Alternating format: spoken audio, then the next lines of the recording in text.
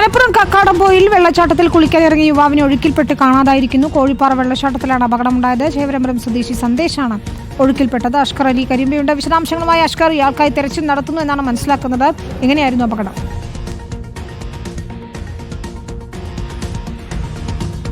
വിനിത, ഉച്ചയ്ക്ക് 1:30 മണിയോടെയാണ് ഈ അപകടമുണ്ടാകുന്നത്. കോഴിക്കോട് മെഡിക്കൽ കോളേജിന് സമീപം ചേവരമ്പലം സ്വദേശികളായ ഏതാനും സുഹൃത്തുക്കൾക്കൊപ്പമാണ് ഈ സന്ദേശം ഇവിടെ ഈ കോഴിപ്പാറ വെള്ളച്ചാട്ടത്തിലേക്ക് എത്തുന്ന 6ഓളം സുഹൃത്തുക്കളുണ്ടായിരുന്നു. ആദ്യഘട്ടത്തിൽ സന്ദേശമാണ് ഈ വെള്ളച്ചാട്ടത്തിൻ്റെ മുകൾ ഭാഗത്ത് ഇത്തരത്തിൽ കുളിക്കാൻ വേണ്ടി ഇറങ്ങുന്നത്. നീന്തൽ അറിയാൻ സന്ദേശം നീന്തുകയും ചെയ്തു.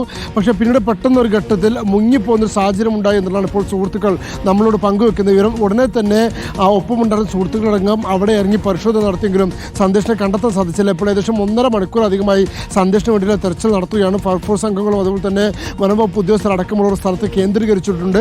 സ്കൂബ ഡൈവിംഗ് അടക്കമുള്ള സംവിധാനങ്ങൾ ഉപയോഗിച്ചുകൊണ്ടുള്ള പരിശോധന നടത്താനാണ് ഇപ്പോൾ തീരുമാനിച്ചിരിക്കുന്നത്. ഓക്സിജൻ സിലിണ്ടർ അടക്കമുള്ള കാര്യങ്ങൾ ഇവിടേക്ക് എത്തിച്ച് അതിനനുസരിച്ചുള്ള പരിശോധന കൂടി ഉടൻ നടത്തുകയും ചെയ്യും.